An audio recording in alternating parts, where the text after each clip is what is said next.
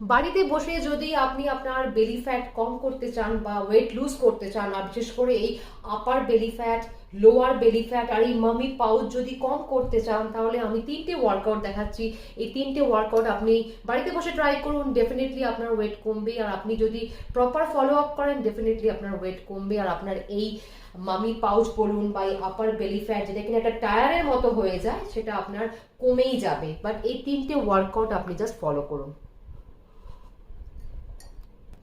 আচ্ছা, first workout, সেটা কিনা আপনি জাস্ট একটা ম্যাট নেবেন, ম্যাট নিয়ে জাস্ট হ্যান্ডস আপ ওপরে করবেন, অ্যান্ড দেন 1 2 3 4 5 6 7 8 9 10 11 12 13 14 15 16 17 18 19 20। ওকে, এটা গেল ফার্স্ট ওয়ার্কআউট। এটা আপনাকে 50 টাইম করতে হবে, বাট 3 সেটস। আচ্ছা, সেকেন্ড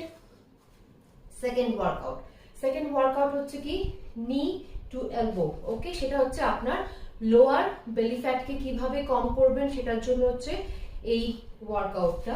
চলুন, 3 2 1 1 2 3 4 5 6 7 8 9 10 11 12 13 14 15 16 17 18 19 20।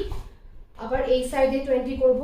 1 2 3 4 5 6 7 8 9 10 11 12 13 14 15 16 17 18 19 20।